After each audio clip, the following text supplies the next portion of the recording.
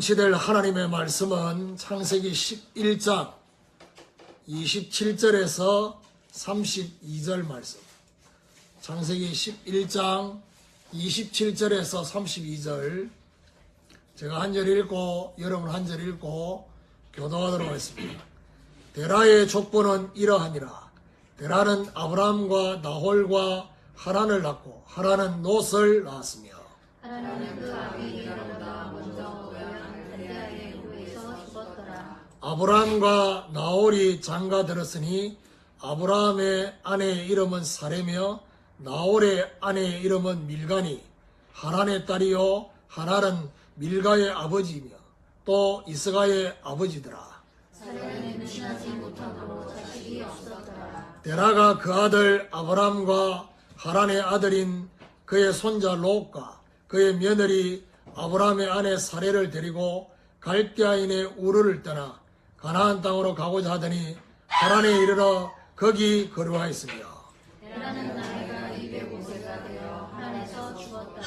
아멘. 아멘. 우리 교도관 말씀을 가지고 하나님 부르심의 걸림돌이라는 제목으로 말씀을 증거하기로 합니다. 바벨탑을 쌓았던 인생들, 그 인생들은 본질을 상실한 인생들입니다. 세 가지 본질을 상실했다 했습니다. 언어를 주신 본질. 하나님이 왜 언어를 주셨냐? 하나님을 제대로 알도록, 그리스도를 제대로 알도록, 이 복음의 비밀을 다른 사람에게 전달하도록 하기 위해서 언어를 만드셨는데 인간 중심으로 철저히 하나 되어져서 하나님을 대적하는 언어로 사용되어졌기 때문에. 그리고 두 번째 본질을 상실한 게 뭐냐? 인간 존재의 본질을 상실한 거죠. 하나님이 인간을 만드신 것은 저와 여러분의 행복을 위해서 그렇게 하신 것이 아닙니다. 우리 인간이 나를 찾겠다고 그렇게 애를 쓰고 있는데 사실은 인간은 인간 스스로 자기 안에서 자기를 찾는 게 아닙니다. 인간은 하나님 안에서 자기를 찾아야 됩니다. 인간을 만드실 때 그래 만들으셨어요. 인간을 창조하신 목적이 뭐냐? 바로 하나님을 영화롭게 하고 영원토록 그를 즐거워하도록 하기 위해서. 그리고 세 번째 본질을 잃어버렸습니다. 그게 바로 뭐냐? 하나 되어야 할 본질을 상실한 거죠.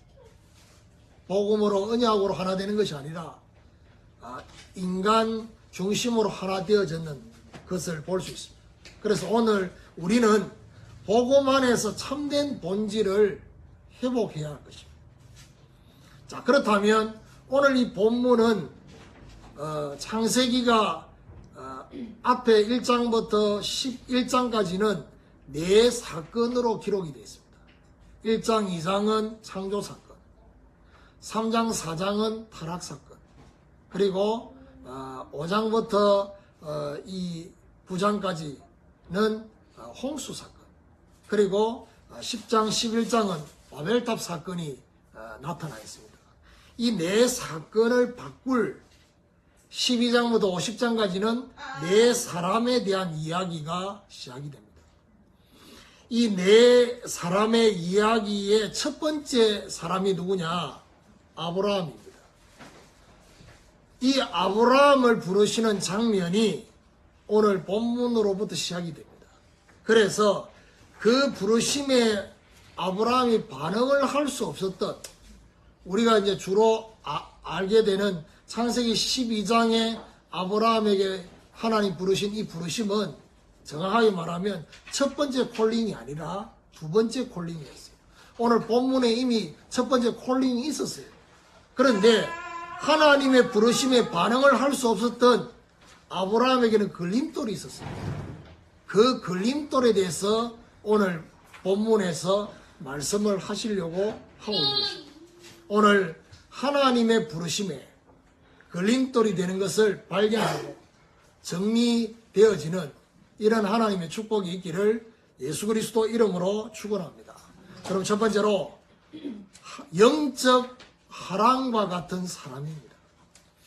오늘 이 본문의 내용은 그야말로 데라라는 이 사람의 가정의 중심으로 이야기가 진행이 됩니다.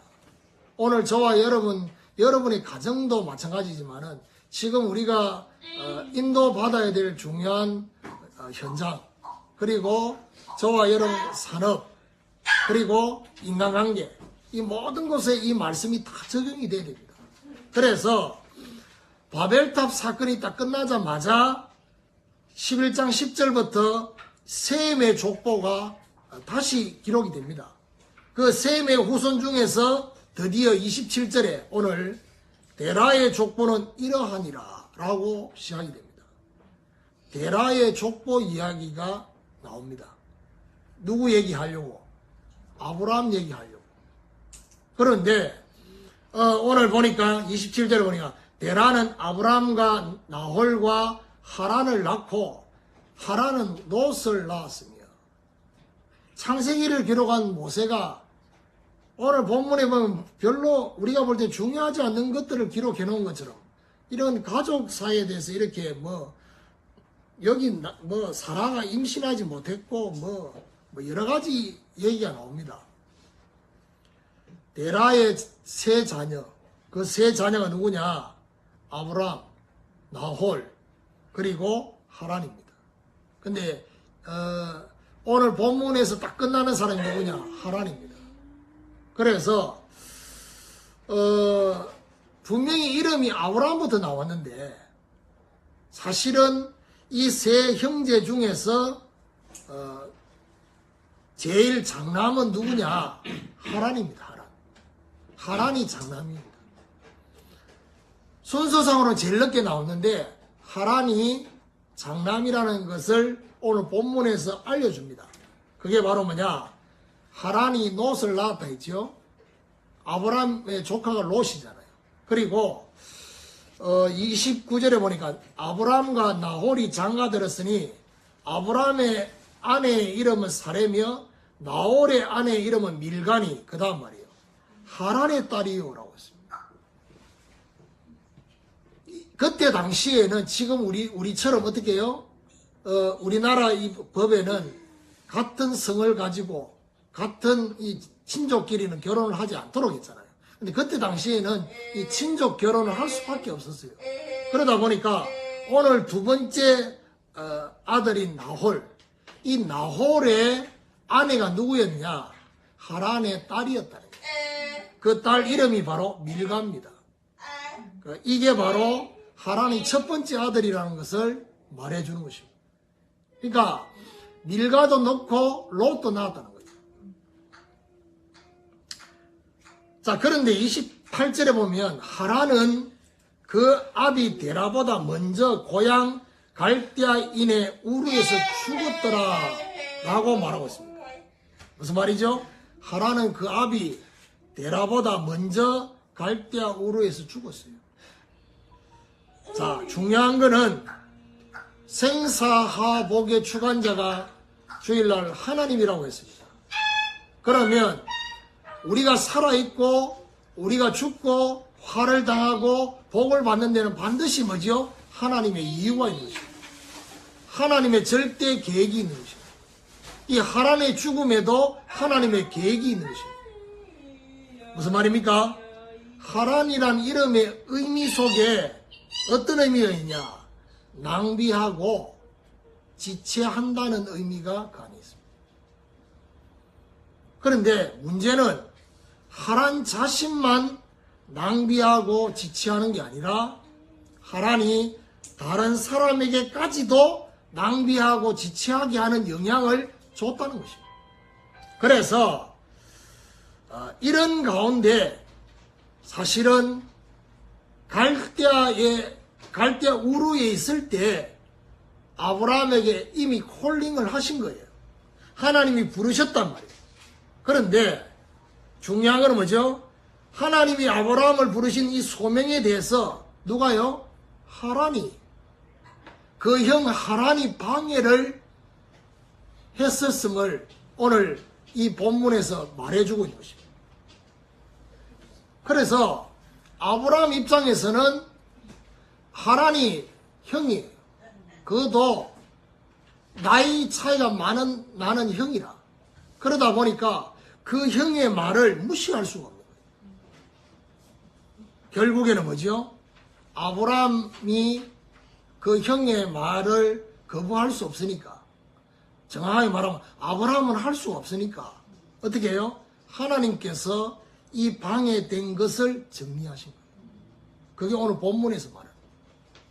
오늘 우리는 영적 하란과 같은 이 사람을 가지고 어떻게 적용해야 되느냐? 언약의 방해가 될 정도의 사람, 우리 주변에 있을 수 있어요. 우리 인간관계 속에 있을 수 있어요.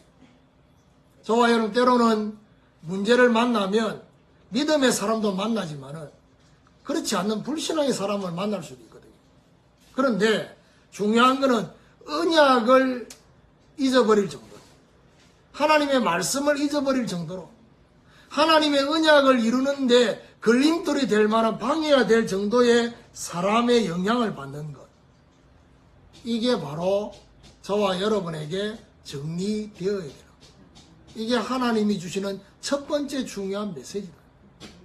오늘 이런 하나님의 음성이 저와 여러분이 들려지기를 예수 그리스도 이름으로 축원합니다. 두 번째로 하나님 부르심의 두 번째 걸림돌이 뭐냐? 삶을 주도하는 데라와 같은 아버지입니다.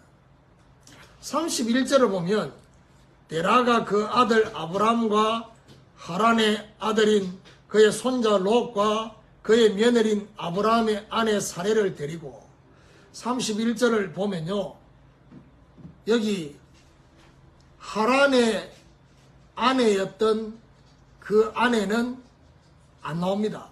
하란이 갈대아에서 죽고 그냥 그 아내는 그냥 그 갈대아에 머물러 버린 것입니다.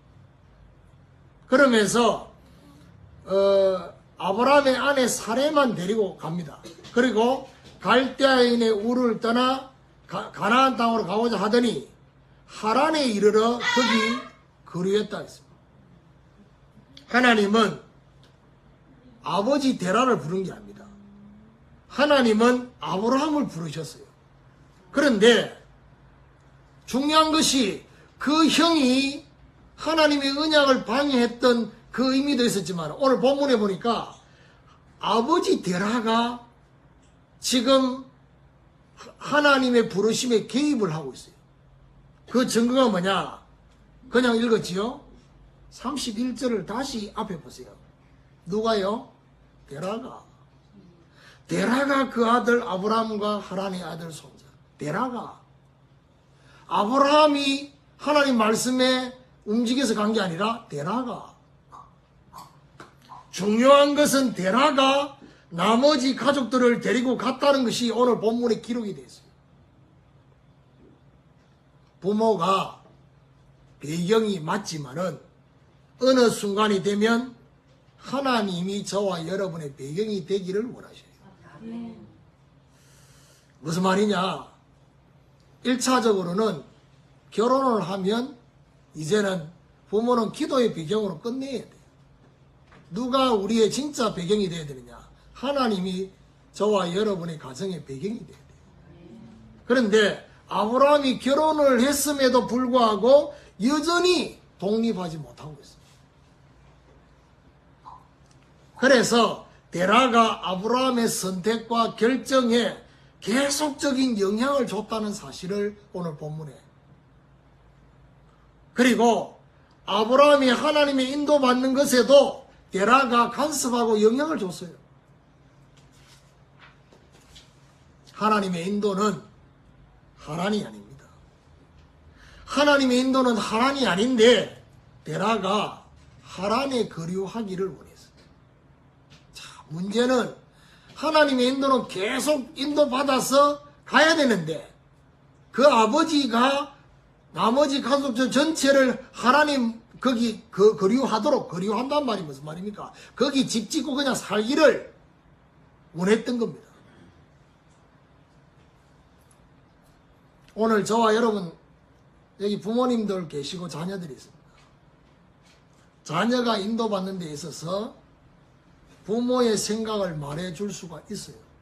또 어떤 면에서는 정확한 판단과 이런 결정을 할 수 있는 그런 아직까지 성인이 되지 못한 자녀들한테는 많은 가이드를 해줘야 되겠지. 그렇지만 이 또한 저와 여러분이 너무나 많은 것에 간섭해서 하나님 앞에 질문하고 하나님 앞에 인도받는 그 가이드가 아니라 내가 다 알아서 그렇게 하는 그거는 아니라는 거예요. 결국 어떤 가이드가 되어야 되느냐? 하나님 앞에 서도록 하는 가이드. 하나님 앞에 기도하고 하나님 앞에 질문하고 우리 자녀가 하나님의 인도를 받도록 만드는 가이드가 되어야 되는 거예요. 부모가 자꾸 방향을 이렇게 저렇게 하는 게 아니라 이 말이에요. 생각은 말해줄 수 있지만 인도받는 데는 완전 개입하지는 말아야 된다. 결국 데라는 갈대아 우르에서는 떠났지만 오늘 32절에 보니까 데라는 나이가 205세가 되어 하란에서 죽었더라 했습니다. 결국에는 하란에서 아브라함의 아버지 데라는 죽게 됩니다.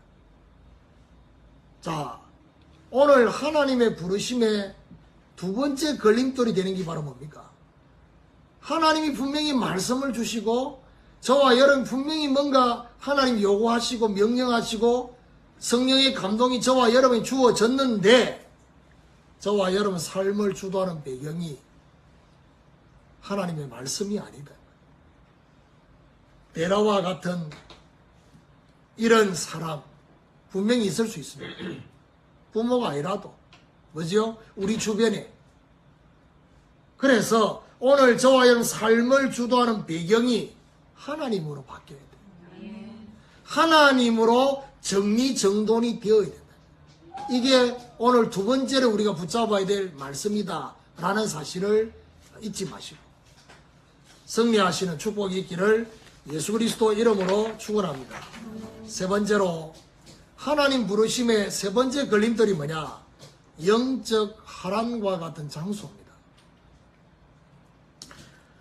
31절 하반절에 보면 하란에 이르러 거기 거류하였으며 라고 나옵니다.